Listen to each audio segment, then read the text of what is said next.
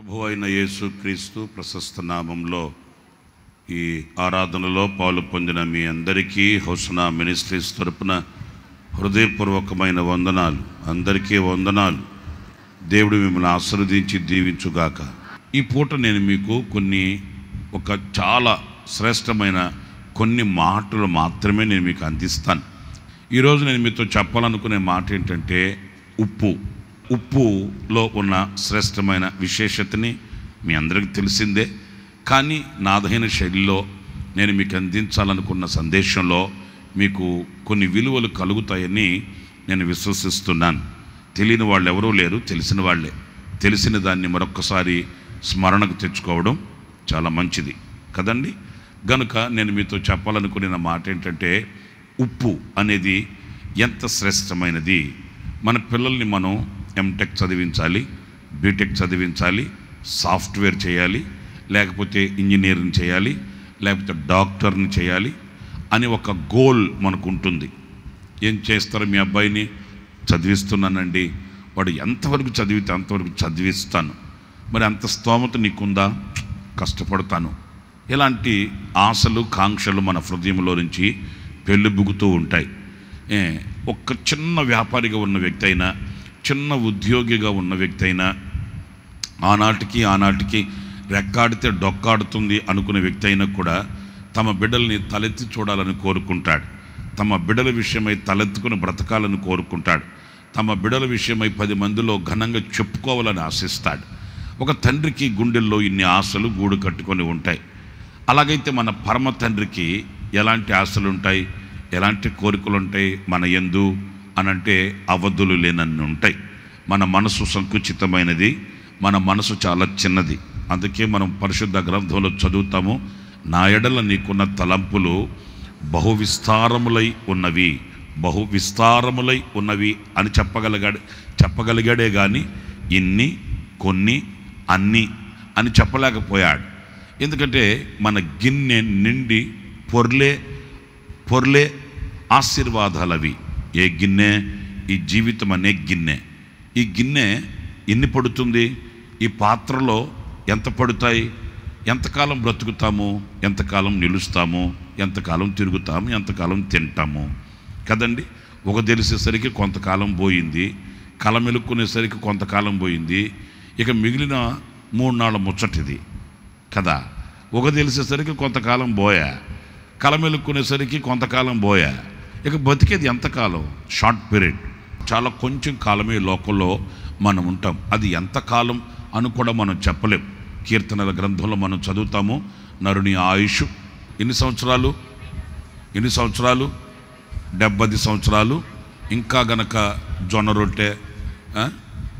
రొట్టె, నవధాన్యాలు ఇంకా ఇలాంటివి వాడుకొని మంచి ఫుడ్ తీసుకొని కొంచెం ఆరోగ్యం కాపాడుకుంటే చెప్పండి 80 సంవత్సరాలు అయినను అక్కడ పావుకొని తినేది ఏమీ లేదు, ఏలుకునేది ఏమీ లేదు, రాజ్యాల మీద శిఖరాలు ఎక్కేదేమీ లేదు. అయినను ఈ 70-80 అయినా కూడా కాటాకూడు, లోటా సాంబార్ ఇంకంతే.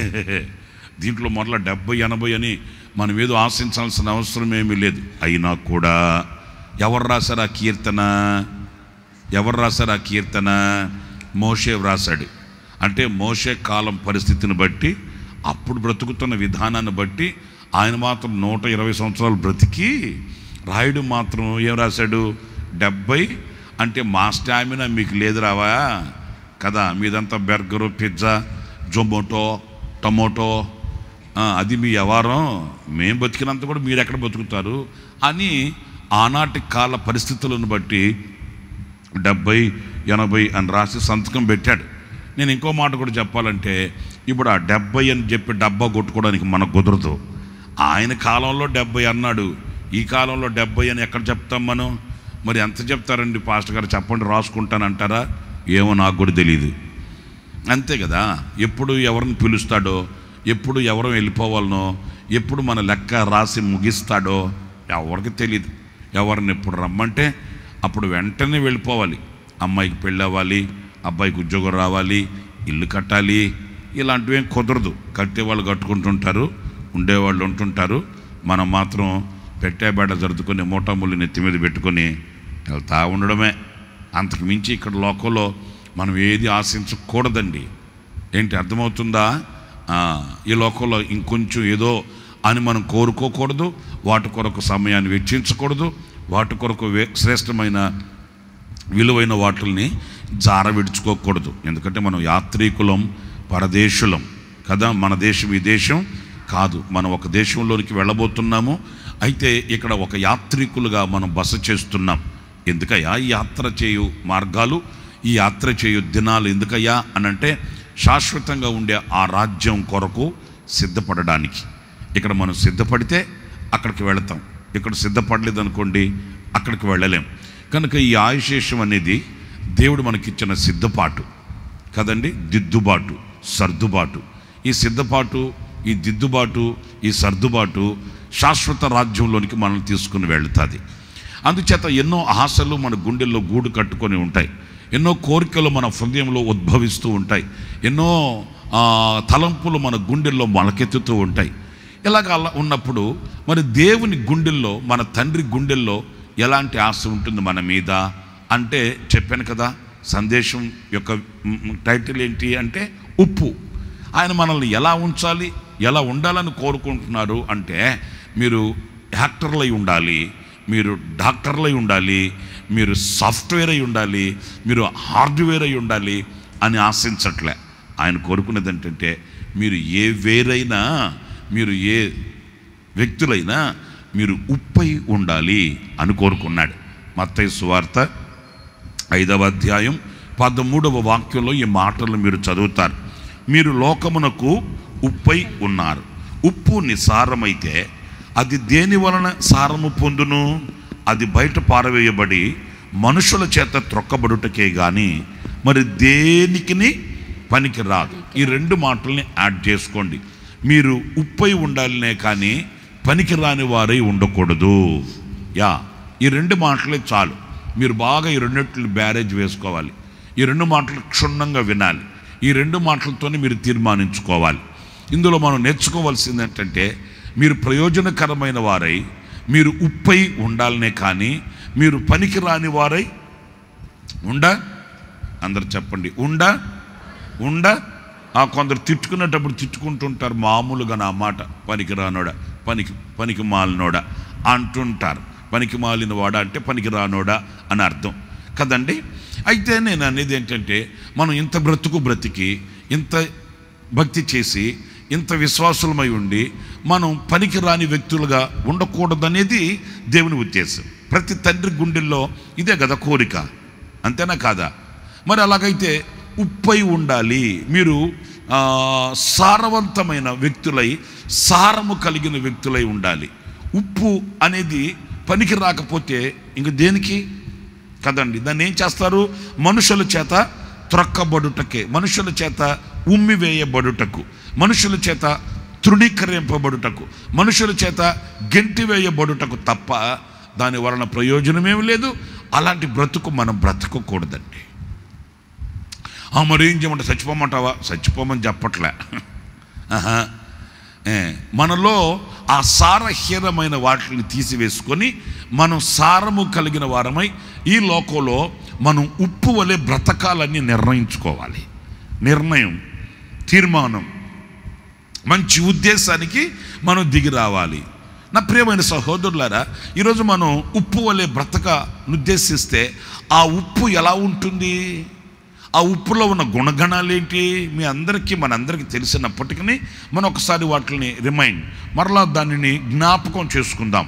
మొదటిగా మనం ఆ ఉప్పును గురించి నేను కొత్తగా మీకు చెప్పాల్సిన అవసరం లేదు, మీకు తెలుసు, కానీ మీకు జ్ఞాపకం చేస్తాను. ఉప్పు మనకు మంచి రుచినిస్తుంది. ఇస్తుందా లేదా? నిజం చెప్పండి. ఉప్పు మనకు మంచి రుచినిస్తుంది. ఆ రుచి, ఆ టేస్ట్ ఎక్కడి నుంచి వచ్చిందయ్యా అంటే ఉప్పు ద్వారా వచ్చింది. ఒక్క మాట నేను సంతోషంగా చెప్తున్నాను. ఈ లోకానికి మనం ఎలా ఉండాలి? ఈ లోకంలో మనం ఎలా ఉండాలంటే లోకము ఇవ్వలేని రుచిని ఇవ్వగలిగిన విశ్వాస సంబంధమైన వ్యక్తులమై ఉండాలి. హల్లెలూయా.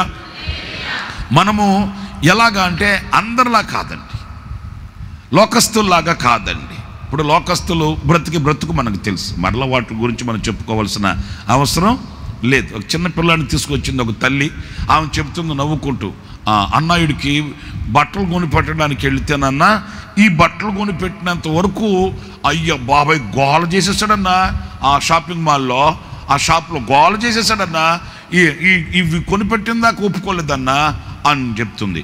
ఆయన చూస్తే అమ్మో నాకు ఆశ్చర్యం అనిపించింది. ఎందుకంటే వాడు కోరిక అప్పుడే నాకు వింత అనిపించింది. వాడు ప్యాంటు, వాడు షర్టు, వాడు జుట్టు, వాడి వ్యవహారం ఇప్పుడే ఇట్లా ఉంటే ఇంక 7-4 రోజులైతే కాళ్ళ మీద ఎదిగితే ఇంక ఏం చేతికొస్తాడ్రా బాబీడు అనిపించింది. ఆమె చెప్తుందండి, ఇవి కొనిపెట్టేంత వరకు గోల చేసేస్తాడన్నా, గొడవ చేసేస్తాడన్నా, ఇక చేసేదేమి లేక కొనిపెట్టామన్నా అట్లా అని చెప్తుందండి. మనం అలాగా కాదు. వీళ్ళు అలాగ బ్రతుకుతున్నారు, వీళ్ళు ఎలాగ ఉంటున్నారు, ఇది తప్ప, అది ఒప్ప, ఇది నిప్ప, అట్లా కాదండి.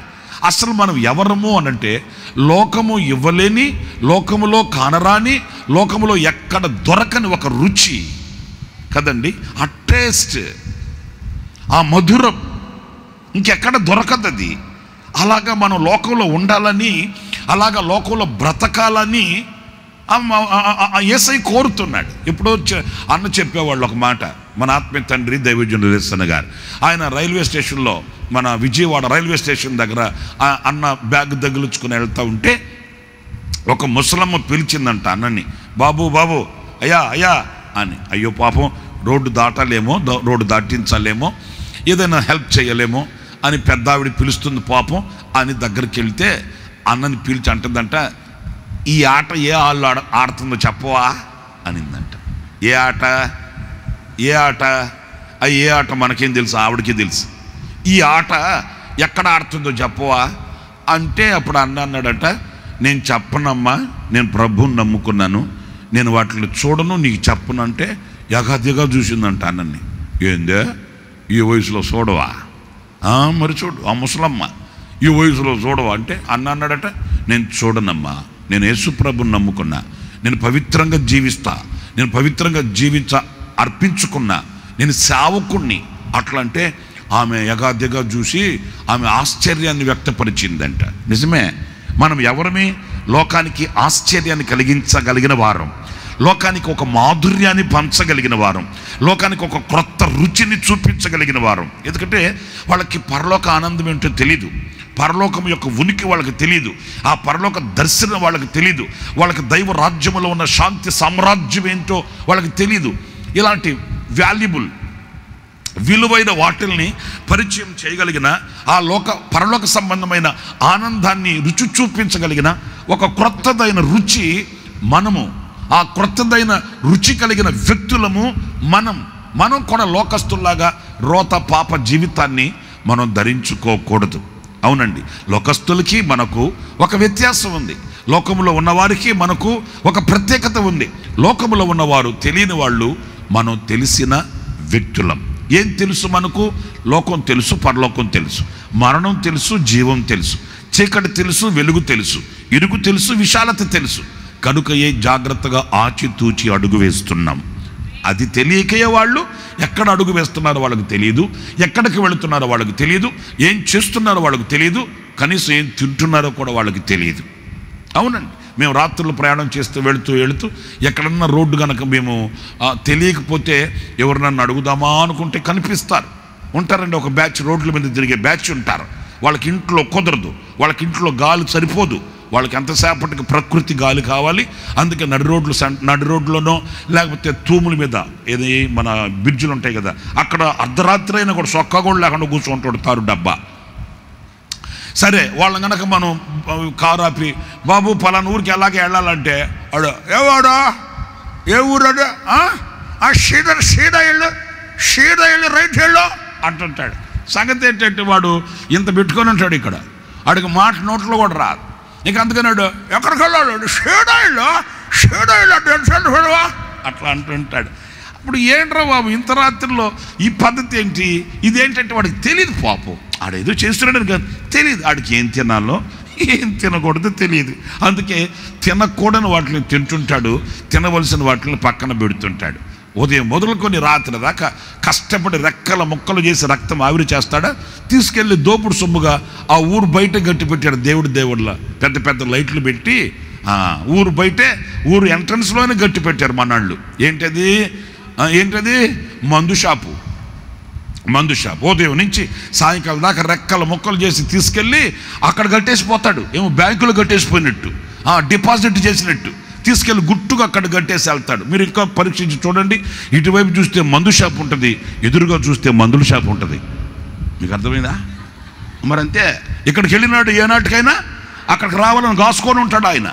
అంతే. ఈరోజు ప్రపంచంలో, ఈరోజు లోకంలో మనకు కనబడుతున్న అనుభవాలు ఇవన్నీ తెలియక మనం ఈరోజున ఆ దారి ఎందుకు పట్టలేదు, మనం ఎందుకున్న ఆ మార్గంలోకి వెళ్ళలేదు, మనం ఎందుకు అక్కడ నిలవట్లేదు, మనం ఎందుకు అది చేయట్లేదు తెలుసుకున్నాం.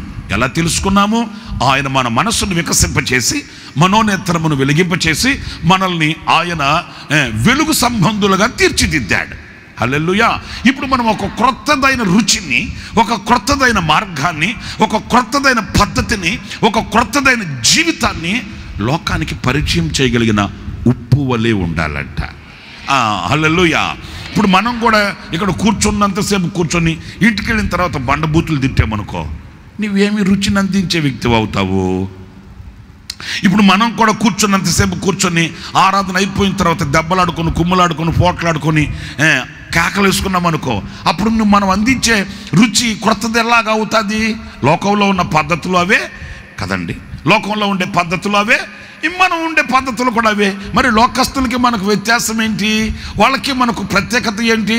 మనలో ఈ ప్రశ్న కలగాలి, మనలో ఈ విమర్శ కలగాలి, మనలో ఈ విశ్లేషణ రగలాలి. ఏంటి?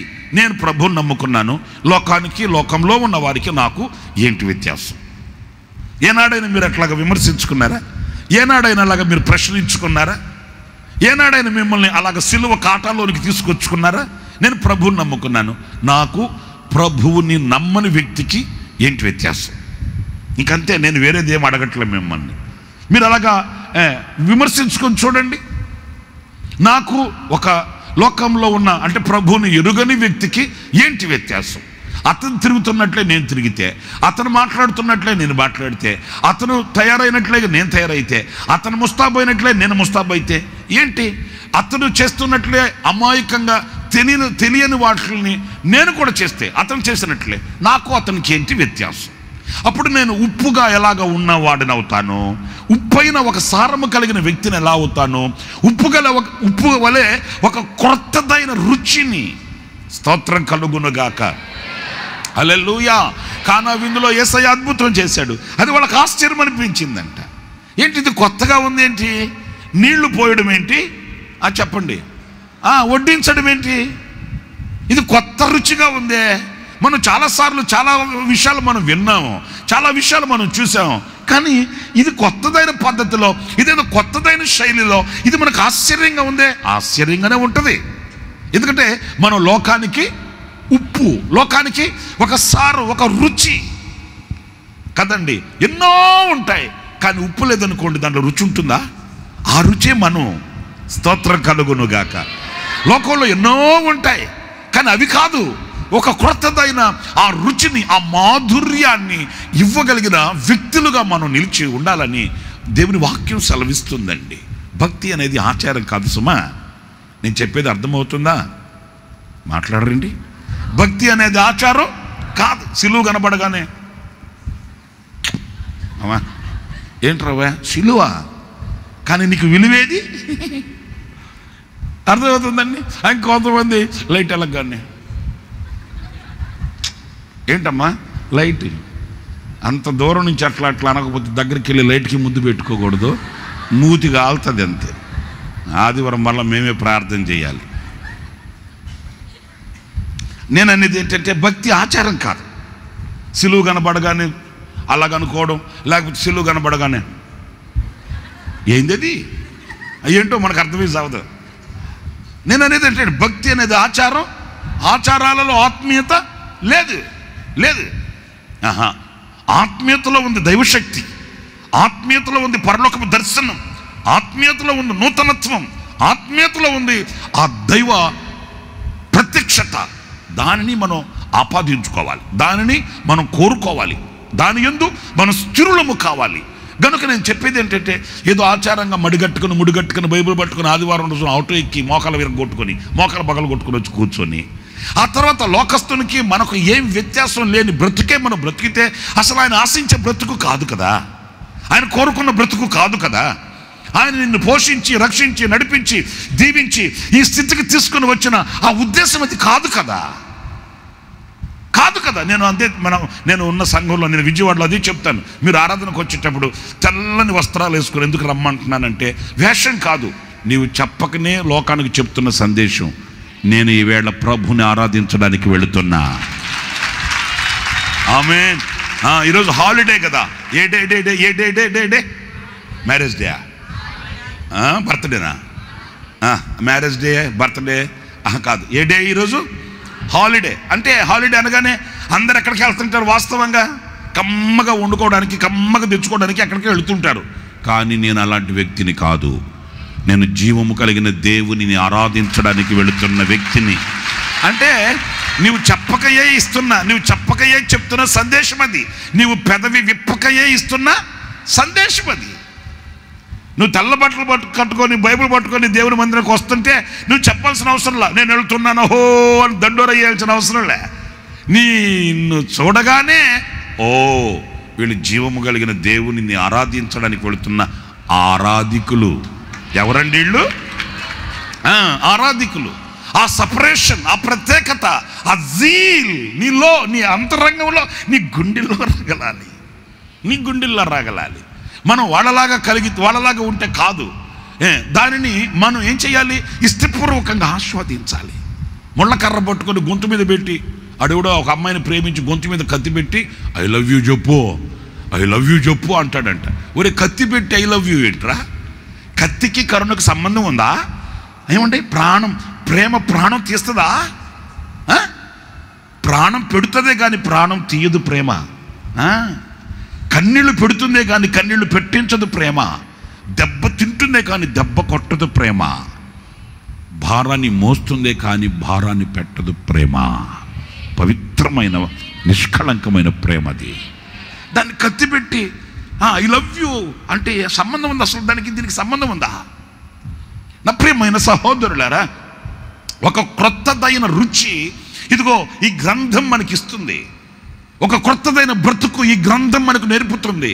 ఒక క్రొత్తదైన జీవితాన్ని యేసయ్య మనకు ప్రసాదించాడు. ఇదిగో ఈ వాక్యములో ఉన్న ఆ జీవితాన్ని, ఆ బ్రతుకుని ఆపాదించుకొని మనలో ఒక క్రొత్తదైన రుచి, ఆ రుచి కలిగిన బ్రతుకు మనం అందించాలి, మనం కూడా బ్రతకాలి. హల్లెలూయా. సరే, విస్తరించి నేను మాట్లాడడానికి ఇష్టపడట్లేదు, నేను త్వరగా కొన్ని మాటలు చెప్పి ముగిస్తాను. మీరు ఉప్పును గురించి ఇంకొక గుణానికి కూడా మీరు బైబిల్లో చదవాల్సిన అవసరం, నేను చెప్పేస్తాను, మీకు తెలిసిందే కదా. ఇంకొకటి కూడా చెప్తే, ఈ ఉప్పులో ఉన్న రెండవ గుణం ఏంటంటే చెడును చేరనివ్వదంట. అవును కదా, నేను చెప్పాలన్నా మీరు వినాలన్నా మీకు తెలియదా? ఏమండి, చెడుని చేరనివ్వదు. అరే, ఉప్పు రాసి పెట్టాయి, ఉప్పేసి పెట్టాయి, తర్వాత వచ్చి వండుకుంటాం. ఏంది అది? ఆదివారం మీకు జ్ఞాపకం చేయకూడదు ఇవన్నీ. మనోళ్ళు హడావుడిగా ఏం చేస్తారు? హడావుడిగా కొంతవరకు దాన్ని శుభ్రం చేసి ముక్కలుగా చేసి ఉప్పేసి వచ్చేసాయి. టైం అయిపోయిందా? వచ్చిన తర్వాత వండుకుంటాం. వారాలు నెలలు ఉప్పు రాసి పెట్టేస్తారు. నేను అమెరికాకి వెళ్ళినప్పుడు ఒక సంఘానికి, ఒక చర్చిలో వాక్యం చెప్పడానికి తీసుకెళ్లారు నన్ను, తెలుగు చర్చి. సరే, వాక్యం చెప్పాను. వాక్యం చెప్పిన తర్వాత, నాయన ఇదిగో వెనక డైనింగ్ హాల్ ఉంది, భోంచేసి వెళ్ళాలయ్యా అన్నారు. నేను అన్నాను, నేను వెంటనే భోంచేయలేనండి. అట్లాంటి అమ్మో ఏంటి, నువ్వు మావాడు పోయి ఉండి, తెలుగోడు పోయి ఉండి, అక్కడి నుంచి వచ్చి నువ్వు భోంచేసి వెళ్ళాల్సిందే అన్నారు. సరే, నువ్వు ఒక అర్ధగంట సేపు నేను మెసేజ్ అయిన వెంటనే భోంచేయలేను, నాకున్న అలవాటు. సరే, ఇంకా ఒక అర్ధగంట 30 గంట ఆ మాట ఈ మాట మాట్లాడి, సరే ఇంకా భోంచేద్దాం అనుకున్నప్పుడు నన్ను తీసుకెళ్లారు. సరే, భోంచేస్తాం కూర్చుంటే, అయ్య బాబోయ్, అప్పటికే మేము ఒక వారం రోజులేమైంది మేము వెళ్ళి అక్కడికి. ఇక ఆమె శుభ్రంగా గోంగూర మాంసం వండి పెట్టింది. ఆ తల్లి పెద్దావిడ గోంగూర మాంసం వండి పెడితే ఇంకా ఆప్యాయంగా తింటున్నప్పుడు నాకు ఎందుకు డౌట్ వచ్చి అడిగామని, అమ్మ ఇక్కడ గోంగూర ఇక్కడ కూడా దొరుకుతుందా అంటే ఆమెనింది, లేదు నాయన లాస్ట్ ఇయర్ది అయ్యాది అని చెప్పింది. లాస్ట్ ఇయరా తినేవాడిని కంగు తిన వైపు చూసామా ఏంటి అన్నాను. అవును నాయన వాస్తవం, లాస్ట్ ఇయర్ది. ఏంటి లాస్ట్ ఇయర్ది? గోంగూర. అమ్మా నేను ఉంటానా మరో ఇండియాకి వెళ్తానా అని అడిగా. అంటే అవనేది ఏం కంగారు పడబాకు నాయన, ఏం కాదు, మేము ఇయర్కి ఒకసారి తెచ్చుకుంటామని చెప్పింది. మరి ఏంటమ్మా అంటే, తెచ్చుకొని మేము ఫ్రిడ్జ్లో పెట్టేస్తుంటాం, దాన్ని ప్రిజర్వ్ చేసేస్తాం, ఏం పాడవుదయ్యా అట్లాగని చెప్పి. ఎప్పుడు కావాలన్నా అప్పుడు మేము కొంచెం కొంచెం తీసుకుంటుంటాం. ఇక్కడ మేము గోంగూర పెంచడానికి కుదరదు, మాకు పర్మిషన్స్ లేవు, మేము మార్కెట్కి వెళ్ళి తెచ్చుకుంటాం, ఎందుకంటే అది టెస్ట్ చేసి ఉంటారు కనుక వాళ్ళు, సరే వాళ్ళ పద్ధతి లేవు అట్లాగని చెప్పి. ఇప్పుడు నేను మీతో చెప్పేది ఏంటంటే, సంవత్సరాలు ఉప్పు రాసి దాచేస్తారు. ఏంటి ఉప్పులో ఉన్న గుణం ఏంటంటే, తను ఉన్న చోట తనకి అప్పగించిన దానిని దేనిని కూడా అంతం వరకు ప్రిజర్వ్ చేస్తుంది, కాపాడుతుంది, పవిత్రంగా పరిశుద్ధంగా ఉంచుతుంది. ఏ చెడుని దగ్గరకు రానివ్వదంటే ఏం చేస్తుంది? ఏ చెడు అక్కడ పుట్టినా, ఏ చెడు అక్కడ వచ్చినా, ఏ చెడు అక్కడ కలిగినా ఈ ఉప్పు దానిని హరించేస్తుంది. చూడండి ఎంత మంచి లక్షణమో చూడండి. అంటే ఉప్పు ఆ చెడుని చేరనివ్వదు అని అంటే ఏదో కత్తి పట్టుకొని కర్ర పట్టుకొని గురక పని చేస్తుందని కాదు. ఎవడరా ఇక్కడ తిరిగేదే, ఎవడరా ఇక్కడ ఉండేది అని ఎవరిని దగ్గరికి రానివ్వకుండా కర్ర పట్టుకొని కత్తి పట్టుకొని AK-47 గన్ పట్టుకొని తిరుగుతుందని కాదు. ఈ ఉప్పుకుండే లక్షణం ఏంటంటే, ఏ చెడు మొట్టమొదటిగా అక్కడ మొలకెత్తిన వెంటనే ఈ ఉప్పు దాని మీద దాడి చేసి ఆ చెడుని హరించేస్తుంది అంతే. చూసారండి, మన దేవుడు మనల్ని ఈ లోకంలో ఎలాగ బ్రతకాలని ఆశించాడు ఆయన, ఎలా ఉండాలని కోరుకున్నాడు ఆయన అని అంటే, ఉప్పులాగా మీరు ఉండాలి. హల్లెలూయా. లోకంలో ఉన్నదంతయు శరీరాశ, నేత్రాశ, జీవపు డంబం. ఇక లోకంలో మంచి అనేది ఒకవేళ కానరాని దుస్థితికి దిగజారిపోయినప్పటికీ ఈ లోకంలో మీరు ఎలా ఉండాలంటే, ఆ చెడుని హరించగలిగిన, ఆ చెడుని మట్టు చేయగలిగిన, ఆ చెడుని నాశనం చేయగలిగిన, ఆ చెడు యొక్క మొలకల్ని తుంచివేయగలిగిన సామర్థ్యత కలిగిన దేవుని బిడ్డలై ఉండాలి. ఇది దేవుని బిడ్డలకే సాధ్యం. ఇది ఎవరికి సాధ్యం? కలెక్టర్లకి కాదండి. పాపం ఏం చేస్తారంటే, లేకపోతే ఎమ్మెల్యేలు, ఎంపీలు, సీఎంలు, పిఎంలు, రాజులు, మహారాజులు, లేకపోతే చక్రవర్తులు, వాళ్ళు కాదండి. నేను చెప్తుంటాను, ఏదైనా మార్పు రావాలంటే ప్రజలలో మార్పు రావాలనే కానీ ప్రజలలో మార్పు రానంత కాలం ఏ నాయకుడు కూడా ఏం చేయలేడండి. నిజం నేను చెప్పే మాట. ప్రజలలో ప్రగతి కలగాలి, ప్రజలలో ఒక విప్లవం రావాలి, ప్రజలలో ఒక మార్పు జనించాలి. ఈ ప్రజలలో ఇది రానంత కాలం ఏ నాయకుడు తల కింద పెట్టి కాళ్ళు పైకెత్తి తపస్సు చేసిన మార్పు, ప్రగతి, వృద్ధి కనబడదు. అది మనలో నుంచే రావాలి, అది మనలో నుంచే పుట్టాలి. ఈ ప్రభుత్వం వచ్చింది, ఆ ప్రభుత్వం వచ్చింది, ఆ నాయకుడు ఇట్లా చేస్తున్నాడు. నేను అనేది వాళ్ళ సంగతి విడిచిపెట్టేయండి. నువ్వేం చేస్తున్నావు ఈ దేశానికి? నువ్వేం చేస్తున్నావు ఈ రాష్ట్రానికి? నువ్వేం చేస్తున్నావు ఈ గ్రామానికి? నువ్వేం చేస్తున్నావు ఈ సంఘానికి? నీ వలన ఏం కలుగుతుంది? విమర్శించుకుంటే దేశం దెబ్బగా మారిపోద్ది, రాష్ట్రం దెబ్బగా మారిపోద్ది, మన గ్రామం దెబ్బగా మారిపోద్ది. ఒక మార్పు కలిగిన దేశాన్ని, ఒక మార్పు కలిగిన ప్రపంచాన్ని, ఒక మార్పు కలిగిన ప్రదేశాన్ని మన కళ్ళతో మనం చూస్తాం. ఎప్పుడు? నీవు మారాలి, నేను మారాలి, మనం మారాలి. మనం మారకుండా ఎవరో మారలేదు అని అనుకోవడం తప్పండి. మనం మారకుండా, మనలో ప్రగతి లేకుండా, మనలో పురోగతి లేకుండా, మనలో ఒక చలనం లేకుండా ఎవరిలో ఏదో చూడాలి అని అనుకోవడం అవివేకం అండి. ఏ వ్యక్తి, ఏ శక్తి ఏం చేయలేదు. మనలో ఒక మార్పు రావాలి. మేము కొన్ని దేశాల్లో వెళుతున్నప్పుడు అర్ధరాత్రి మీటింగ్ ముగించుకుని వెళ్తూ ఉంటే అక్కడ రెడ్ సిగ్నల్ పడితే అర్ధరాత్రి ఎవరు ఉండరు, అక్కడ పోలీసు వాళ్ళు ఉండరు, ఎవరు ఉండరు. అర్ధరాత్రి వెళ్తున్నప్పుడు రెడ్ సిగ్నల్ పడగానే కారు ఆపుతారు వాళ్ళు. అప్పుడు మేము అట్లా ఎవరు లేరు కదా, వెళ్ళిపోవచ్చు కదా అంటే, నో తప్పు, అట్లా వెళ్ళకూడదు. ఎక్కడా?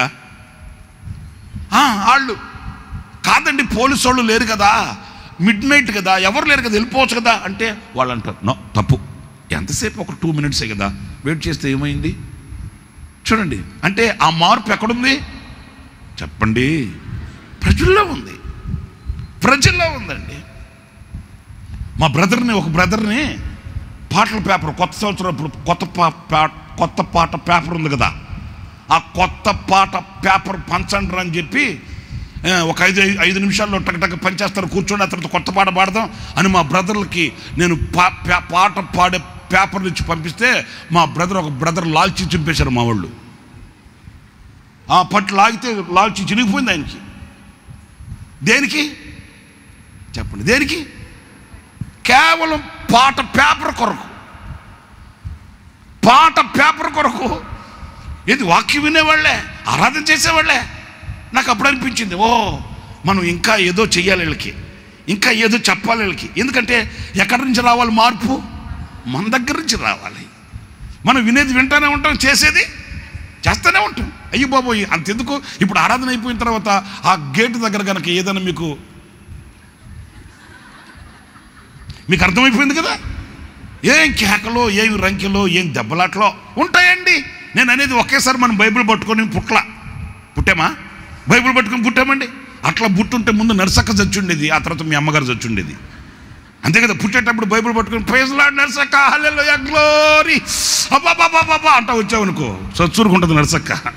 ఇక తర్వాత మీ అమ్మగారు, ఓ అమ్మ ఇదేవుర్రా నాయన అని చచ్చిపోయి ఉండేది. అలాగే పుట్టలేమోను. స్టెప్ బై స్టెప్ మనలో ఆ మార్పు, ఆ ప్రగతి, ఆ విశాలత, ఆ మెచ్యూరి మైండ్ అది మనలో కలగాలండి. కనుక నేను అనేది ఏంటంటే ప్రియులారా, మనము ఆ చెడుని ఇట్టే గుర్తుపట్టగలిగిన, ఇది ఒక విశ్వాసిగా నేను దీనిని ఏం చెయ్యాలి అనేది మన మైండ్లో కలగాలి. ఉప్పులో ఉన్న రెండవ మంచి లక్షణం ఏంటయ్యా అనంటే, చెడుని దగ్గరకు రానివ్వదు, తనకు అప్పగించిన దానిని ప్రిజర్వ్ చేస్తుంది. చక్కగా ఏ చెడు, ఒకవేళ చెడు అందులో ఏ మూల ఏ కోన అంత లేచినా వెంటనే ఈ ఉప్పు దాని మీద ఏం చేస్తుంది? అవునా, అలా జరిగిందా, నిజమా, అయ్య బాబాయ్, అవునా, యా, ఆహా, అవునా, ఓయమ్మా. ఉప్పు లక్షణం కాదు ఇది. ఉప్పుకున్న లక్షణం ఏంటంటే, ఏదైనా చెడు ఇంత మొలకెత్తిందనుకో వెంటనే దాన్ని ఏం చేస్తుంది? తుడిచి వేస్తుంది. ఎందుకని? ఈ చెడు నా దగ్గర నుంచి ఇంకొకరి దగ్గరికి పాస్ అవ్వకూడదు. ఈ చెడు ఇక్కడ పుట్టిందా, ఇక్కడి నుంచి మరలా ఇంకొక పార్టీకి వెళ్ళకూడదు. ఇక్కడ మొలకెత్తిందా, ఇది మరలా నన్ను దాటి అటు వెళ్ళకూడదు. మరి ఏం చేయాలి? దీన్ని ఇక్కడే తుంచేయాలి. ఆమేన్. మనకుండే బుద్ధి ఏంటంటే, మనమైతే, మన కుటుంబాలైతే, మన పిల్లలనైతే ముడిగట్టుకుని గుండెల్లో పెట్టేసుకుంటాం. అదే పక్కింటి వాళ్ళ సంగతి అనుకో, మిద్ది మీదకి వెళ్ళి సోపేసి ఉతికి జాడిచ్చి ఏంది ఆకాశవాణి విజయవాడ కేంద్రం వార్తలు చదువుతారండి. కొంతమంది ఆరేస్తారు. అదే మందైతే మాట్లాడరేంటి? నా బంగారు తల్లులు అమ్మా చెప్పండి. మందైతే అసలు గుప్పుడు చప్పుడు లేకుండా గుండెల్లో పెట్టేసుకొని చెనక్కాయలు దీని చేతులు కడుక్కున్నట్టే. అసలు మనకి వాట్ ఈస్ దిస్ వార్త, నో వాట్ ఈస్ దిస్. అదే పక్కింటోడదైతే, ఎదురింటోడదైతే, ముందింటోడదైతే మనకు సరదా, జోక్ చేసుకుంటాం, టైం పాస్ చేస్తాం, ఎంజాయ్ చేస్తాం, ఇంకా అంటాం. అదేనండి దేవుడు ఆశించని, దేవుడు కోరుకోనని బ్రతుకు. దేవుడు నీ ఎడల, నా ఎడల, మన ఎడల ఆశించిన బ్రతికి ఏంటంటే, నీవు ఉప్పులా ఉండాలి. చెడుని హరించగలిగిన ఆ మనస్తత్వాన్ని మనం ధరించుకోవాలి. ఆ చెడుని మన కాళ్ళ కింద పెట్టాలి, కానీ ఆ చెడుని మన నెత్తి మీదకి ఎత్తుకోకూడదండి. వింటున్నారా? చెడుని ఎక్కడ ఉండాలి? అది అందరూ చెప్పండి, ఎక్కడుండాలి అది? ఏదైనప్పటికీ కూడా లోక సంబంధమైన ఏ చెడైనా ఎక్కడుండాలి అది? అందరు నోటితో చెప్తే అది సంతోషంగా ఉంటుంది. అందరు చెప్పండి, ఎక్కడుండాలి అది? అయ్యా ఎక్కడుండాలి బాబా? సెల్ ఫోన్లోనా? మెసేజ్ బుక్లోనా? ఎక్కడుండాలి అది? పర్సనల్ లైఫ్లోనా? ఎక్కడుండాలి అది? అందరు చెప్తారని నేను ఇన్నిసార్లు ఆశిస్తున్నాను. ఎక్కడుండాలి అది? కాళ్ళ కింద ఉండాలి, కానీ మన నెత్తి మీదకి రాకూడదండి. ఆ ఉప్పులో ఉన్న ఆ లక్షణం చూడండి. నువ్వు ఎన్ని సంవత్సరాలైనా, ఎన్ని నెలలైనా, మీరు అందుకే టైంలో త్వరగా చెప్పేస్తానండి. యెహెజ్కేలు గ్రంథంలో చదువుతారు కదా, నువ్వు శుభ్రమగుటకు నీకు ఉప్పు రాయలేదు, నీ నాభిసూత్రం కోయబడలేదు, నువ్వు కడగబడలేదు. అందుకే ఈ మస్టు, అందుకే ఈ కుష్టు, అందుకే ఈ పాపం, అందుకే ఈ అధితేంద్రియం ఎందుకు చోటు చేసుకుందయ్యా అనంటే ఉప్పు రాయబడలేదు. శుభ్రం అవ్వడానికి, ప్రిజర్వ్ చేయడానికి, నేను భద్రపరచడానికి ఉప్పు రాయబడితే ఆ లైఫ్ స్టైలే, చెప్పండి, ఆ లైఫ్ స్టైలే వేరు. కరెక్ట్గా చెప్పారంటే కనెక్ట్ అవుతున్నట్టే. ఆ లైఫ్ స్టైలే వేరండి. అన్న చెప్తుండేవాళ్ళు నేను విన్నానండి. నేను మరలా చెప్తున్నాను, దైవజనులు మన ఆత్మీయ తండ్రి యేసన్న గారి నోట జాలువారిన ఏ మాట నా గుండెల్లో, నేను విన్న మాట ఏది కూడా తొలగిపోదండి. నేను విననిది నేను చెప్పలేను, కానీ నేను విన్నది మాత్రం నా గుండెల్లో ప్రింట్. ఆ ప్రింట్ నేను ఒక్కొక్కసారి తలపోసుకుంటుంటాను. ఎందుకంటే పరిశుద్ధుల మార్గాలు, పరిశుద్ధుల అనుభవాలు అవి కదండి. ఆ అనుభవంలోనికి నేను రాకమునిపే నా ముందు నడిచిన పరిశుద్ధుల ఆ అనుభవాలలో నేను నేర్చుకోవలసిన పాఠాలు అవి. నా కాలుకి గాయం తగిలిన తర్వాత నేను నేర్చుకునేది ఏంటి? నాకు ముందు నడిచిన వ్యక్తుల్లో, నా ముందు నడిచిన పరిశుద్ధుల్లో కలిగిన అనుభవాలు నాకు ఒక పాఠంగా నేర్చుకుంటే అసలు నా కాలుకి గాయం తగలాల్సిన అవసరం లేదు కదా. అన్న చెప్తుండేవాళ్ళు, ఒక ఆయన ఎప్పుడు అన్న ఖాళీగా ఉంటే వచ్చి బుర్ర తినేసేవాడంట. ఖాళీగా ఉన్నాడు యేసన్న గారు, వచ్చాడు గుంటూరులో ఉన్నాడని తెలిస్తే వచ్చేస్తాడంట, బుర్ర తినేస్తాడంట. ఇక అంతే. ఇక అన్న కూడా చాలాసార్లు ఇదేంట్రా నాయన, రాత్రి బావులు తిరిగి అలసిపోయి ఒక పూటేడకు వస్తే ఈడేంట్రా బాబు ఎట్ట తెలుసుకున్నాడు రా స్వామి ఇతను, వచ్చి నా బుర్ర తినేస్తున్నాడేంట్రా అని 4-5 సార్లు బాగా ఇబ్బంది పడ్డాడట. అప్పుడు అన్నకి ఆత్మదేవుడు ఒక వివేకం ఇచ్చాడంట. ఇక 5వ సారి యేసన్న గారు ఉన్నాడని తెలుసుకొని వచ్చాడంట. అతను రాగానే అన్న చాప తీసుకొని, చాప కూర్చునే చాప, బ్రదర్ రండి కాసేపు ప్రార్థనలో కూర్చుందాం అన్నాడంట. ఇక అంతే. అన్న ఎప్పుడు నాకు అర్జెంట్ పని ఎందుకు, కాకపోతే వచ్చి చూసిపోతామని వచ్చాను, ఇంకోసారి వస్తాలే అన్న అని వెళ్ళిపోయాడంట.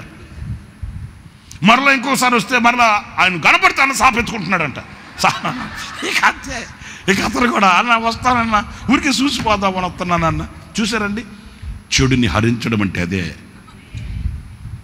చెడుని తుడిచివేయడం అంటే, నువ్వు సింహాసనం వేసుకుని కూర్చోబెట్టి కూల్ డ్రింక్ ఇచ్చావనుకో, లారీ నిండా చెత్త తీసుకొచ్చి నీ కొంపలో వేసేసి పోతారు. నీ మనసు పాడైపోద్ది, నీవు ఇంకొకరి మనసు పాడు చేసేస్తా, ఇక సమాజం పాడైపోద్ది. అసలు ఆ తావే మనం ఇవ్వకపోతే, ఆ అవకాశమే మనం ఇవ్వకపోతే, ఆ మొలిచిన చేతుని కాళ్ళ కింద తొక్కితే అయిపోలా. అంతేనా కాదా? ఇంకొక మాట కూడా చెప్పనా వద్దా? మీకు బాధ కలిగితే వద్దులే బాబా మానేస్తాను చెప్పనా వద్దా? అన్న చెప్పిన మాట చెప్తున్నానండి. అన్న చెప్పాడు, ఎక్కడన్నా నువ్వు కూర్చొని ఉంటే ఆ పక్కన కోడి పెంట ఉందనుకో, కోడి పెంట కప్పు కొడతా ఉందనుకో, అక్కడ కూర్చొని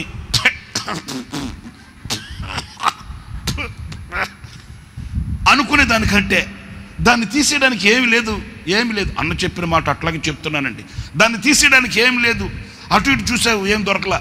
నీ జోబులో 10 రూపాయలు ఉంటే ఆ 10 రూపాయలతో వెళ్ళి, ఆ 10 రూపాయలతో ఆ కోడి పెంట తీసుకెళ్ళి అలా ఎత్తుకొని ఆ 10 రూపాయలతో కూడా పడేయి. 10 రూపాయలతో నీ జీవితం సుఖవంతం అవుతుంది. నీకు అర్థమైందా ఆయన చెప్పిన మాట? ఏమీ లేదు, 10 రూపాయలు ఉంది. ఆ 10 రూపాయలతో ఆ కోడి పెంటను తీసుకెళ్ళి 10 రూపాయలతో పడేయి. 10 రూపాయలు. ఇక మీదట నీ బ్రతికి ఎలా ఉంటుంది? ప్రశాంతంగా ఉంటుంది. చెడుని పక్కన పెట్టుకొని, దరిద్రం పక్కన పెట్టుకొని, ఆ కోడి పెంటని పక్కన పెట్టుకొని వాసన చూసుకుంటూ, చెప్పించుకుంటూ, దరిద్రం నెమ్మది లేకుండా, ప్రశాంతత లేకుండా విలువైన జీవితాన్ని నిరర్ధకం చేసుకున్న దానికంటే 10 రూపాయలు పోనీరా బాబు, ఆ పెంట అంతటితో పోయింది. ప్రశాంతంగా బ్రతుకు. ఓకే, నేర్చుకోగలిగిందా? నేర్చుకోకూడదా? మరి ఇంకంతకు మించి ఏం కావాలి మనకు? దానియేలు గ్రంథం ప్రతిమలో బంగారు, ఇత్తడి, ఇనుము అవి పక్కన పెట్టండి, నేర్చుకోవాలి, వాల్యుబుల్ మంచివే. కానీ ప్రాథమికంగా మనకు ఉండవలసిన ఆ స్టేటస్ మనకు లేకపోతే ఎలా నేర్చుకుంటాం? ఎక్కడికి వెళ్ళగలుగుతాం మనం? కనుక ఉప్పులో ఉన్న 2వ లక్షణం ఏంటంటే చెడుని నిలువనీయదు. స్తోత్రం చెప్పండి, హల్లెలూయా. చాలా విషయాలు ఉన్నాయి నా మనసులో, చెప్పనా వద్దా? మరి రెండో ఆరాధన ఉంది కదా, అందుకని త్వరగా ముగించేస్తా. మీకు ఈ లైట్ కనిపెట్టిన అతను ఉన్నాడు కదా, థామస్ ఎడిసన్ గారు ఉన్నారు కదా, ఆయన స్కూల్కి పంపిస్తే, అంటే చెడుని హరించడం అంటే ఎలా ఉంటుందో క్లూ ఇస్తున్నాను మీకు. ఓకే, సరే స్కూల్కి వెళ్తే అతను మందమతి తనాన్ని బట్టి స్కూల్ నుంచి ఒక లెటర్ వాళ్ళ టీచర్ వాళ్ళ మమ్మీకి, వాళ్ళ మదర్కి రాసి పంపించిందంట. ఏమని? మీ అబ్బాయికి మేము చదువు చెప్పలేమండి, మీ అబ్బాయికి అంత నాలెడ్జ్ లేదు, మత్తు మరుపు ఎక్కువ, అర్థమవుతుందా, మీరు దయచేసి ఈ అబ్బాయిని స్కూల్కి పంపద్దు, మా వల్ల కాదు ఈ అబ్బాయికి మేము చెప్పడం అని లెటర్ రాసి, అప్పట్లో లెటర్ లేకదండి, లెటర్ రాసి అతని ద్వారానే అతని చేతికే ఇచ్చి పంపించిందంట. అప్పుడు అతను తీసుకుని వచ్చి వాళ్ళ మదర్కి, వాళ్ళ మమ్మీకి ఇచ్చాడు. మమ్మీ మా టీచర్, మా మిస్ ఇచ్చింది, మీకు ఇమ్మని చెప్పి. అలాగంటే ఆమె చదువుతూ ఏడ్చిందంటండి. తల్లి కదా పాపం, ఏడ్చిందంట. ఏడుస్తూ ఆ లెటర్ చదువుతుంటే థామస్ ఎడిసన్ గారు అడిగాడట, మమ్మీ ఏంటి ఏడుస్తున్నావు? ఏం లేదు నాయనా, నీకు మంచి జ్ఞానం అంట. ఏంటంట? మనకైతే ఎంత మంట. అట్లాంటి మాటలు చదవగానే జుట్టు పట్టుకొని పరక్కట్ట పట్టుకుని పనికిమాలనోడ, ఎట్టబుట్టావు నా కడుపులో, ఎట్టబుట్టావు, అవమానాలు తీసుకొని వచ్చావు, నీకు అంత మీ నాయన బుద్ధులు పడ్డాయిరా. ఏమో అంతే కదా, చెడ్డవన్నీ నాయన బుద్ధులు, మంచివన్నీ మన బుద్ధులు కదా. నవ్వుతారేంటి? మన డైలాగ్ అదే కదా. మరి మంచి వేదన ఉంటే అంత నా బుద్ధులు పడ్డాయి, నా కొండ, నా కొండ, నా బండ, అంత నా ముఖ్య, నా నోరే, అమ్మా మంచివైతే అది ఏదన్నా చెడ్డవనికి అంత కర్రిమొహముడు పడ్డాయనా నీకు, అట్లా అంటాం. కానీ ఆ తల్లి అలా చేయలేదండి. నాకు ఆశ్చర్యం అనిపించింది.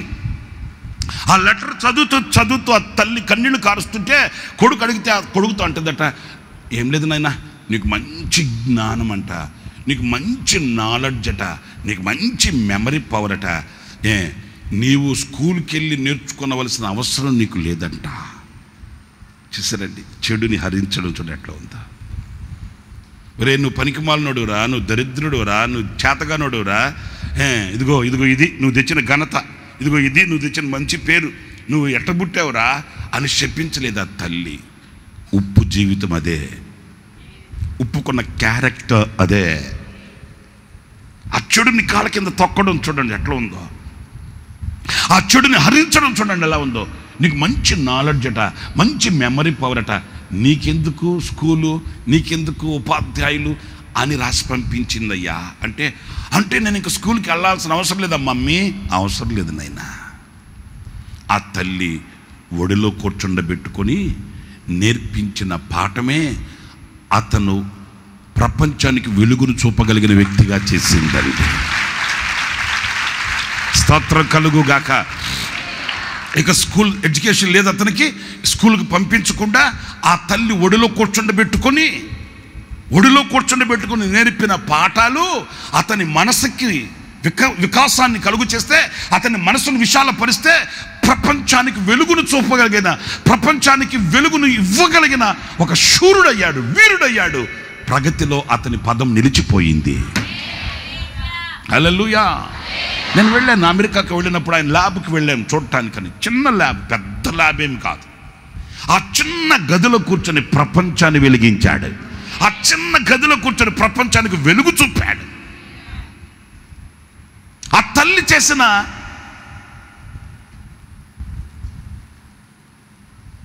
ఆ విలువైన కార్యం చూడండి. చెడుని కాదు ఇప్పుడు మనం డెవలప్ చేయాల్సింది. నేనేం చెయ్యాలి? ఉప్పులో ఉన్న ఇంకొక లక్షణం కూడా చెప్పనా? కరిగిపోతూ రుచినిస్తుందంట. ఇవి చాలా సులభ శైలిలో వాడుకునే పదాలు, కానీ నేర్చుకోవడానికి మనకు ఎంతైనా అవసరమైన అనుభవాలు. ఉప్పుకున్న 3 లక్షణం నేను ధ్యానించింది, నేను తలపోసుకుంది ఏంటంటే, కరిగిపోతూ, అందరు నా వైపు చూడండి, కరిగిపోతూ ఏమిస్తుంది చెప్పండి. ఇక్కడ నేను డైరెక్ట్గా చెప్పేస్తా, మనలో ఎవరైనా కరిగిపోతూ రుచికరమైన మాటలు మాట్లాడతారా? కరిగిపోతూ. సరే, డైరెక్ట్ స్పీచ్, డైరెక్ట్గా నేను మాట్లాడతాను. ఏది పట్టుకున్నా నష్టం కలుగుతుంది, ఎక్కడికి వెళ్ళినా ఎదురు దెబ్బ తగులుతుంది, ఎక్కడికి వెళ్ళినా అవమానం కలుగుతుంది. అప్పుడు ఎవరైనా ప్రభుని స్తుతించగలరా? మరి అదే ఉప్పుకున్న లక్షణం కరిగిపోతూ రుచినిస్తుందంట. ఏదైనా ఒక చిన్న చేటు కలిగితే, ఫర్ ఎగ్జాంపుల్ యాకోబు ఎన్నో ఆశీర్వాదాలు పొందాడు, ఎన్నో దీవెనలు పొందుకున్నాడు, ఎంతో ఊరట పొందాడు. ఒక్క చేటు తగిలింది. ఇప్పుడు ఏమంటాడంటే, నాకు అన్ని ప్రతికూలంగానే జరుగుతున్నాయి, నాకు అన్ని ప్రతికూలంగానే. నీకు అన్ని ప్రతికూలంగా జరిగాయా యాకోబు? నీ గుండె మీద చేసుకొని చెప్పు, నీ గుండె మీద చేసుకొని చెప్పు, నీకు ప్రతికూలంగా జరిగాయా? అలసి సొలసి సొక్కి సొమ్మసలిపోయి ఎటు తోచని దిక్కు తోచని స్థితిగతుల్లో అలసిపోయిన వాడు తలగడగా రాత్రిని పెట్టుకొని నిద్రపోయావు. ఆదికాండం 28వ అధ్యాయంలో నిద్రపోయా. అలసి సొలసి సొక్కిపోయిన నిన్ను ఎవడు చేరుకోలేక, ఎవడు పట్టుకోలేక, ఎవడు ముట్టుకోలేక, ఎవడు కానరాని స్థితిగతుల్లో ఆయన నీకు దర్శనమిచ్చి, నేను నీకు తోడై ఉన్నాను, నువ్వు వెళ్ళు మార్గం అంతట్లో నేను తోడై ఉంటాను, మరలా నేను ఇక్కడ తీసుకుని వస్తాను, గొప్ప జనంగా చేస్తాను అని ఇన్ని వాగ్దానాలు చేసిన దేవుడు మర్చిపోయాడా? 20 సంవత్సరాలలో నువ్వు పట్టిందల్లా దేవుడు సఫలం చేశాడు. నేను యాకోబుని అడుగుతున్నానండి, మిమ్మల్ని కాదు, మీరు ఆమెను చెప్పొద్దు. పట్టిందల్లా దేవుడు ఏం చేశాడు? సమాధానం చెప్పండి. సఫలం చేశాడా, విఫలం చేశాడా? సాదా గొర్రెలు కావాలంటే సాదా గొర్రెలు పుట్టించాడు, సార గొర్రెలు కావాలంటే ఈ నోట్లో ఏది వస్తే దాన్ని ఆమెనన్నాడు ఆయన. మరి ఈయననే మాట అంటే ఇప్పుడు నాకు సమస్తము, ఎంత దౌర్బల్యమైన పరిస్థితి అండి. అనుభవిస్తూనే నాకు ఏం జరుగుతుంది అన్నాడు, తప్పు కదా. మనోళ్ళు కూడా చూడండి, విందులకు వెళ్తారా, పేకల కానా తింటారా, ఆఖరికి ఇంత ఏమంటారు, పెరుక్కింత. వాడు గనక తప్పిదారిన పెరుగు లేదండి అన్నాడే అనుకో, ఏం చాటి చెప్తారో ఆ పెట్టాలే, ఏందంటే అది చేసింది, పెరుగు కడిది, పెరుగు గొళ్ళది అయిపోయిందంటగా. ఒరే పెరుగు అయిపోయింది, మరి నీ తిన్న సంగతి ఏంటి? తిన్న సంగతి చెప్తారండి? మాట్లాడరండి. తిన్న సంగతి చెప్తారా? కమ్మగా వడ్డించుకుని మరి కోసురు తింటువే, మరి తిన్నదాని గురించి చెప్పవేంటి? లేని దాని గురించి చెప్తావేంటి? ఆఖరిలో ఏదో అంత లేదన్నాడంట. వీళ్ళు మొట్టమొదటి హెడ్లైన్లో పేపర్లో కనబడేది ఏంటి? లేదన్న దాన్ని రాస్తాడు, కానీ పీకల కానా తిన్నదాని గురించి రాయడేంటి? ఏంటండి, మీకు ఇంకొక క్లూ కూడా ఇవ్వనా? మాట్లాడండి స్వామి, ఇవ్వనవుదా? ధరలు తగ్గాలి, పెంచిన పెట్రోల్ రేట్లు తగ్గాలి అని నినాదాలు చేసి షామీనలు వేసి దండలు వేసుకుని కూర్చొని ఉంటారా? నేను ఎప్పటి నుంచో ఆలోచిస్తున్నా, పెంచిన జీతాలు తగ్గించాలి అని ఎవడు అన్నాడేంటి?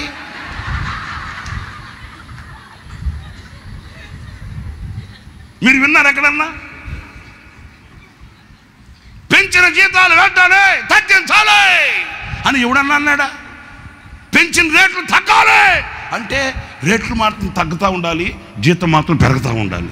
ఎంత దొంగతనరా బాబు ఇది. ఇప్పుడు రేట్లు పెరిగాయి, పెరిగిన రేట్లతో కూడా జీతాలు పెరగలా, బ్యాలెన్స్ అయిపోయింది కదా. ఇప్పుడు కేజీ టమోటా 10 పైసలు, కేజీ టమోటా ₹1 అనుకోండి, అప్పుడు నీ జీతం ఎంత? ₹150. దానికి దీనికి బ్యాలెన్స్ అయిపోయింది కదా. రేట్లు పెరిగాయి, దాంతో కూడా బ్యాలెన్స్గా మీ జీతాలు కూడా పెరిగాయి కదా. మరి నీకేంటి బాధ? ఇది ఒక్కటే పెరిగింది, పెరగకపోతే ఓకే, అది పెరుగుతుంది, ఇది పెరుగుతుంది, బ్యాలెన్స్గా రెండు ఈక్వల్గా రైజ్ అవుతున్నాయి కదా, గ్రోత్ అవుతున్నాయి కదా, ఇంకేంటి బాధ? కానీ మంది అట్టు కాదండి, ఇది మాత్రం పెరగకూడదు, ఇది మాత్రం పెరగాలి. ఉంటారండి, మనసుండి ఆలోచించలేని మానవత్వం కలిగిన మనుషులు ఉంటారండి. అరే ఇన్ని మేలులు పొంది, ఇన్ని ఉపకారాలు పొంది, ఇన్ని ఆశ్చర్యమైన అద్భుతాలు చూసి కూడా ఇప్పుడు యాకోబు ఏమంటాడంటే, నాకు అన్ని ఉప్పు అట్లా కాదండి, కరిగిపోతూ సణుక్కోదు. నా బతికిట్ అయిపోయింది, నా జీవితం అయిపోయింది, నాకంటే చిన్నోడు బాగానే ఉన్నాడు, నాకంటే నిన్న మొన్నగాక వచ్చినోడు బాగానే ఉన్నాడు, నాకంటే దరిద్రుడు వాడు బాగానే ఉన్నాడు, నేను ఇలాగ కరిగిపోతున్నాను, నేను ఇలాగా క్షీణించిపోతున్నాను, నేను ఇలా నశించిపోతున్నాను అని ఇదిగో నా మాట వినండి, అలా వద్దులే, ఇలా చేసుకోండి. చేదుని విరజిమ్మే బుద్ధి ఉప్పుకి లేదు. దినమెల్లా నేను చేతులు కడుగుకొని ఉండుట వ్యర్థమే. ప్రతి దినము నాకు శిక్ష వస్తుంది. నిర్మలుడనై పవిత్రుడనై పరిశుద్ధుడనై జీవించుట వ్యర్థమే అనే అర్థం లేని వ్యర్థమైన మాట ఈ ఉప్పు నోట రాదు.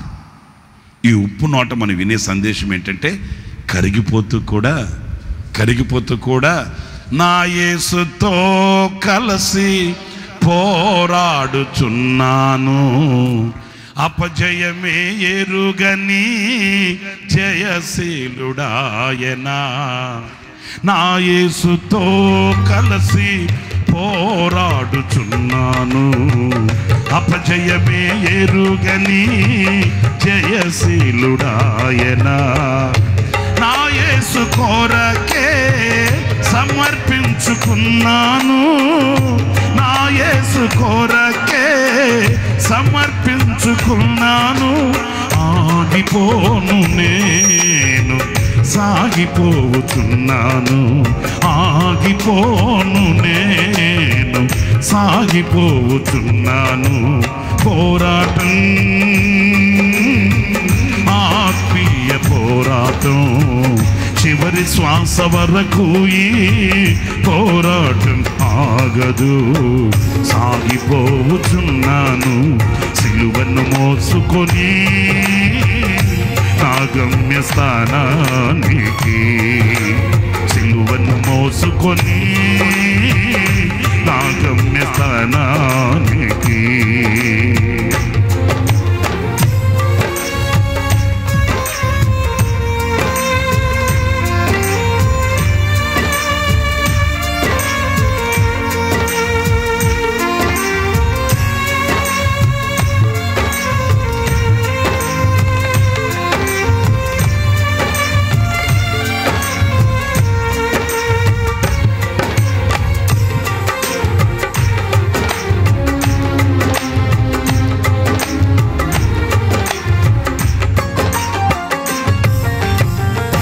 నా యేసు వెళ్ళిన మార్గములేనని, అవమానములైనా ఆవేదనలైనా,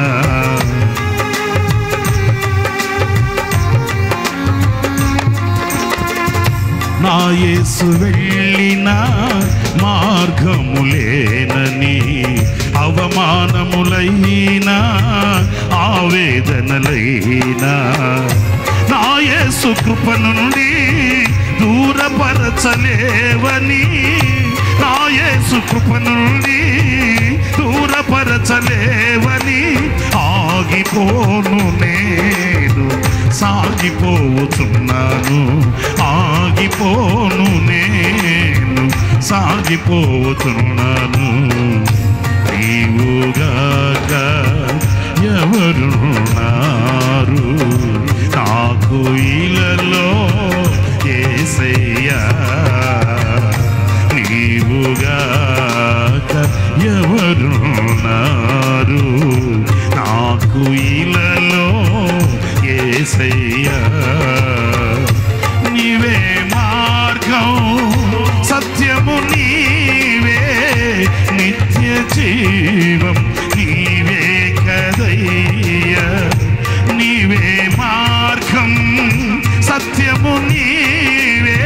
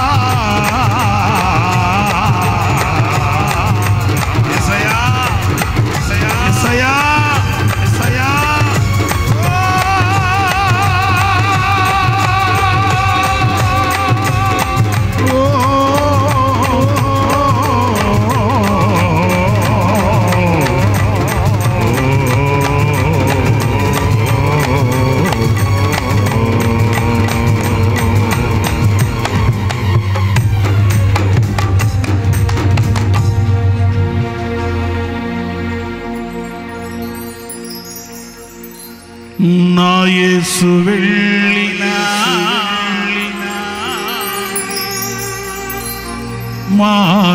మార్గములేనని అవమానములైనా ఆవేదనలేనా నీవుగా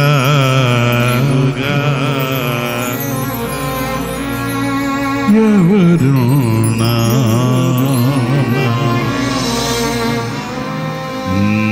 నాకు ఇలలో యేసయ్యా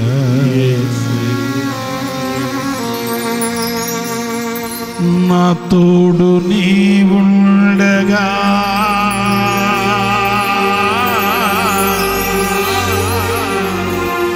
ఒంటరిని కానన్నాడు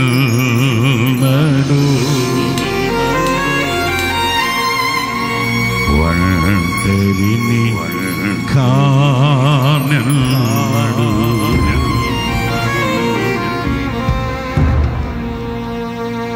హల్లెలూయా హల్లెలూయా హల్లెలూయా హల్లెలూయా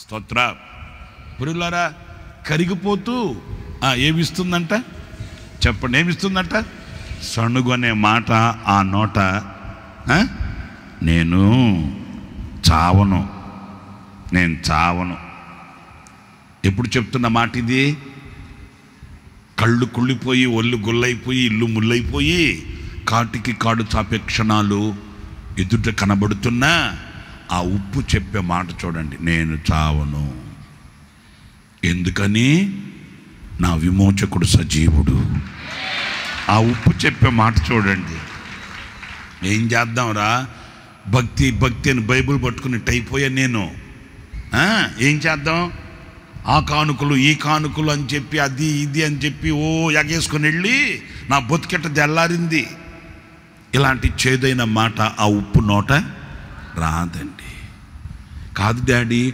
ఏంటిట్లాగైపోయావు రే శోధింపబడిన మీదట నేను సువర్ణం అవుతాను రా నేను నలపబడిన కొద్దీ పరిమళిస్తాను రా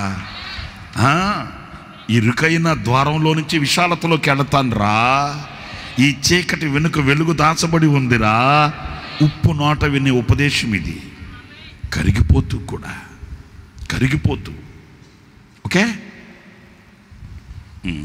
నేను ఇంకొక మాట కూడా చెప్పనా చాలా విషయాలు ఉన్నా క్లుప్తంగా చెప్తాను ఈ ఉప్పుకుండా ఇంకొక గుణం కూడా ఏంటంటే ఘనతను కోరుకోదట నా పేరు రాయించండి నా పేరు పెట్టండి నన్ను పొగడండి నన్ను సన్మానించండి కోరుకోదట ఉప్పు ఎందుకు మీరు ఉప్పు అయి ఉండాలని ప్రభు కోరుతున్నాడంటే ఘనతను కోరుకోదట ఈ కరివేపాకు ఎగసి పడుతుందంట పళ్ళెంలో నుంచి మొట్టమొదటి బయటికి వెళ్ళేది ఏంటి మీకు బాగా తెలుసు మరి కరివేపాకు తీసేసినట్టు ఉప్పు తీసేస్తారా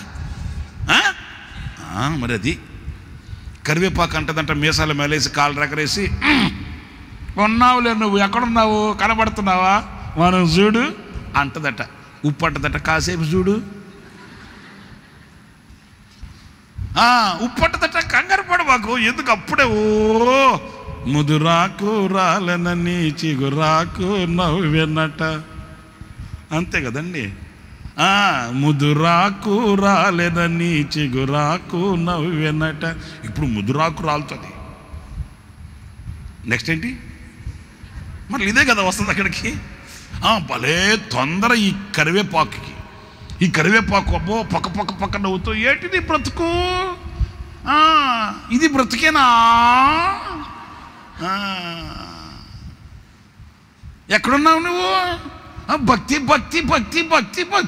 మడిగొట్టుకొని కూర్చున్నావు ఏం సంపాదించావంట ఏమన్నా చేతికి నోటికి ముక్కుకి మెడకి గొలుసులకు కాళ్ళకి ఏమన్నా ఉన్నాయా అంటే ఈ ఉప్పు అనిందట కాస్త వెయిట్ చేయి ఎందుకంత తొందరపడుతావు కాసేపు ఉండు వచ్చింది ఆ సమయం ఏం చేశారు ఎత్తి చెత్తలో చేశారు దీన్ని చెత్త సరుకు ఎత్తి చెత్తలో చేస్తే అప్పుడు ఉప్పు నిందంట ఎక్కడున్నావు వేసారులే, గోతులో వేసారు. మరి గోతులు కాక అక్కడ అంటారేంటి? ఉప్పు అలా కాదండి, హెచ్చింపు కోరుకోదు. ఒదిగి ఉంటుంది. ఆయన బలిష్టమైన చేతి కింద ఉంటే చాలనుకుంటుంది. నాకెందుకయ్యా, నీ నామం స్తుతించబడితే చాలు. ఆస్వాదించే వ్యక్తి సంతృప్తి నొందితే చాలు.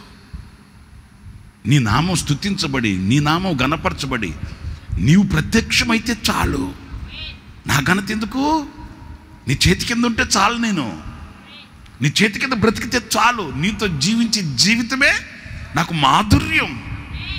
నీవు లేని లోకాన నేను. ఏంటి దాని అర్థం ఏంటి? ఒకవేళ నన్ను పరలోకానికి తీసుకెళ్ళి పరలోకంలో నన్ను పెట్టేసి నువ్వు వెళ్ళిపోయావనుకో, నీవు లేని పరలోకం కూడా నాకు వద్దు, నాకు అవసరం లేదు. నువ్వు ఎక్కడుంటే అక్కడ ఉండడమే నాకు చాలు. ఇంకేం కావాలి నాకేంటి? హంగులు తీరి రంగులు తీరి గగనాలలో తిరిగి మిద్ది మేడలు కట్టుకోవాలని ఆశ నాకు లేదు. నువ్వు ఎక్కడుంటే అక్కడ నీతో నేనుంటా. నీవు ఉంటేనే నాకు చాలు, నీతోనే నా బ్రతుకు. అంతేకాని నీవు లేని లోకం హంగులు తీరిందని నీవు లేని లోకంలో నేను ఉండలేను. నా ప్రేమ ప్రపంచమే నీవు. ఆ ప్రపంచాన్ని విడిచిపెట్టి ఎక్కడికి వెళ్ళగలను? ఎక్కడ ఉండగలను? ఈ ఒళ్ళు కుళ్ళిపోయినా, ఈ కళ్ళు క్షీణించిపోయినా, నా దేహం అంతా ధూళిగా మారిపోయినా, నీ ప్రేమ ప్రపంచమే నాకు ఆనందం. దాన్ని విడిచిపెట్టి ఎక్కడికి వెళ్ళగలను? దాన్ని విడిచిపెట్టి ఎక్కడ ఉండగలను? ఘనత కాదు నాకు కావాల్సింది, ఒదిగిన బ్రతుకే నాకు కావాలి. ఉప్పు సందేశం అండి. సంఘాలలో ఘనతలు కాదు, క్రీస్తులో ఘనతలు కాదు, లేకపోతే లోకంలో నేను అలా ఉండాలి ఇలా ఉండాలని ప్రయాస కాదు.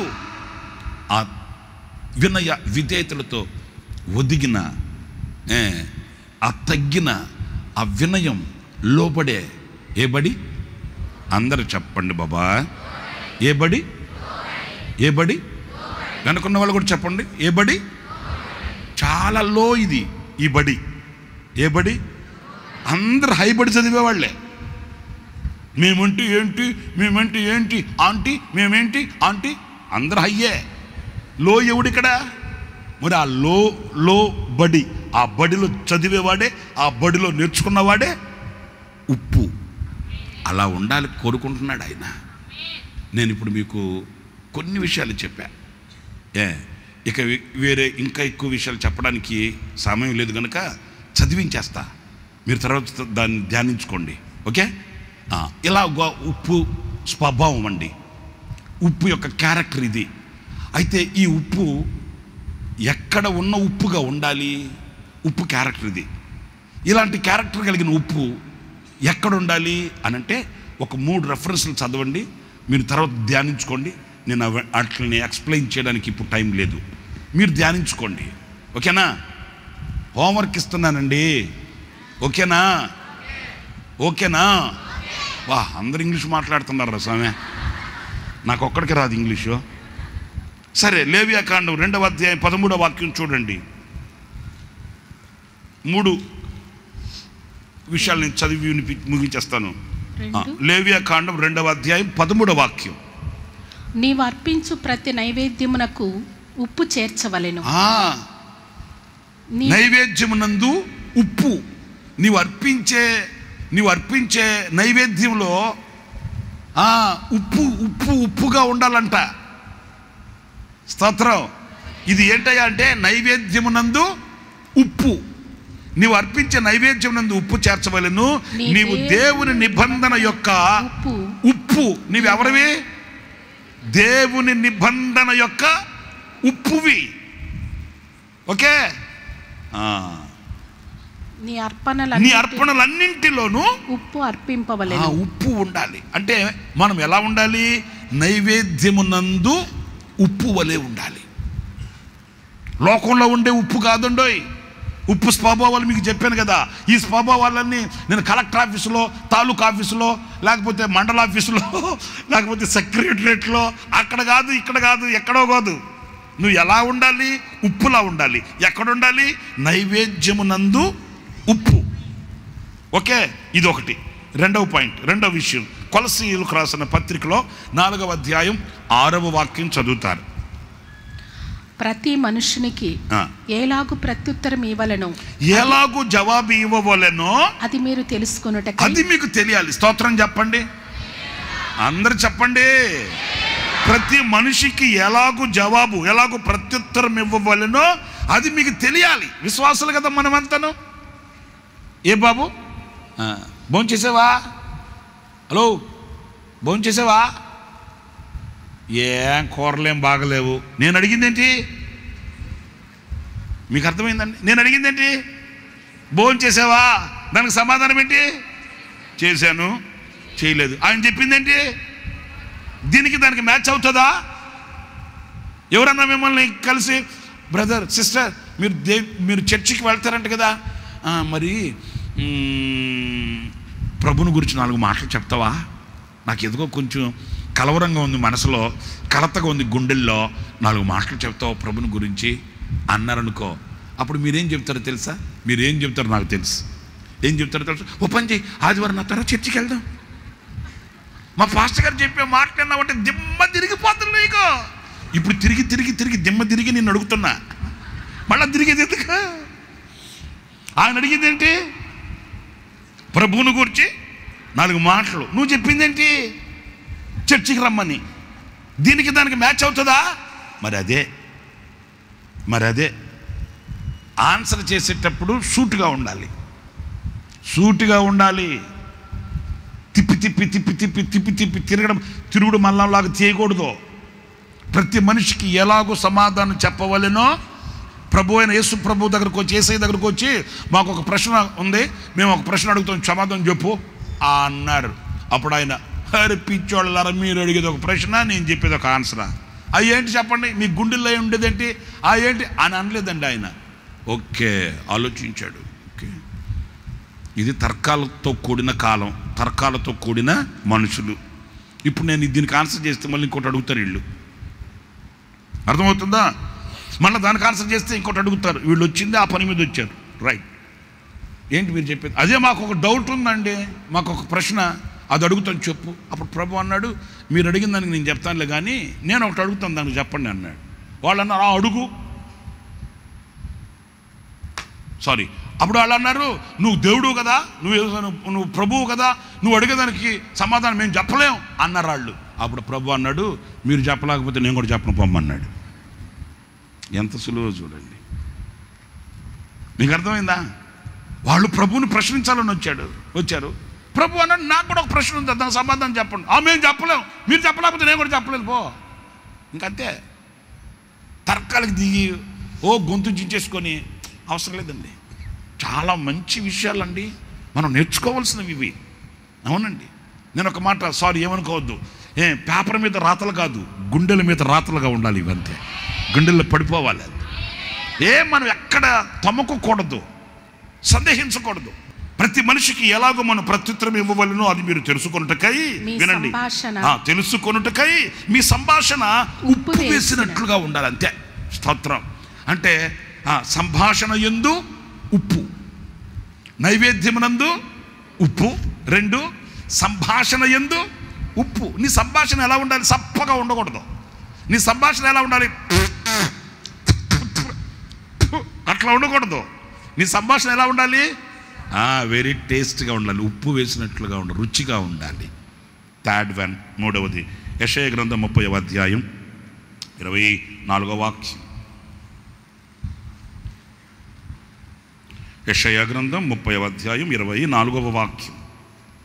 భూమి సేద్యము చేయు ఎడ్లును, భూమిని సేద్యము చేయు ఎడ్లను, లేత గాడిదలను చేటతోను జల్లెడతోను చెరిగి జల్లించి ఉప్పుతో కలిసిన మేత తిను. ఆహారమునందు ఉప్పు, ఉప్పుతో కలిసిన మేత. ఆహారమునందు ఉప్పు. ఆహారంలో ఎందుకు కలుపుతారో తెలుసా అండి? స్ట్రెంగ్త్, బలం. మీరు ఇంకా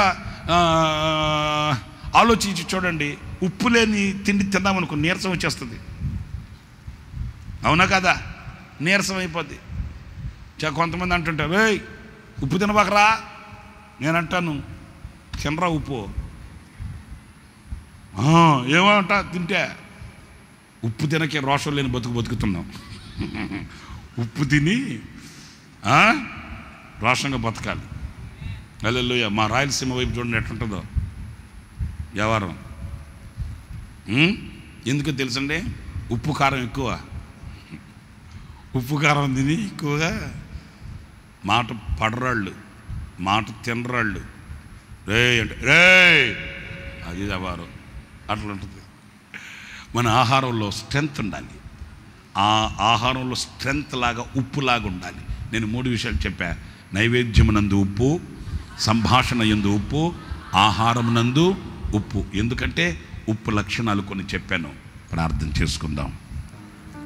స్తోత్రం స్తోత్రం పరిశుద్ధుడ ప్రేమ స్వరూపి, స్తోత్రం స్తోత్రం నాయన ప్రభువా. అయ్యా పాస్టర్ గారి ద్వారా మాకు వినిపించిన వర్తమానం కొరకు స్తోత్రం స్తోత్రం. ఉప్పు తండ్రి, మేము ఎలాగ వాడాలో, ఆహారంలో ఉప్పు, మాటలో ఉప్పు తండ్రి, నైవేద్యంలో ఉప్పు చేర్చబడాలి తండ్రి.